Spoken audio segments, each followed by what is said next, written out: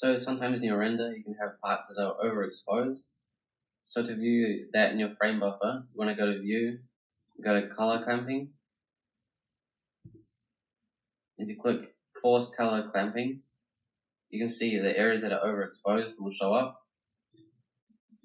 Click it again, go to View Clamped Colors. It will show you the overexposed area. So luckily this can be fixed in the V-Ray frame buffer even after your render is processed. So what you want to do is go to Layers here, go to Exposure. You can turn it down slightly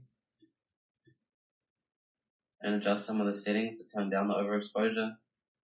You can also further fix this by selecting a new layer, which is the curves. And then you can also adjust the curve on the right hand side here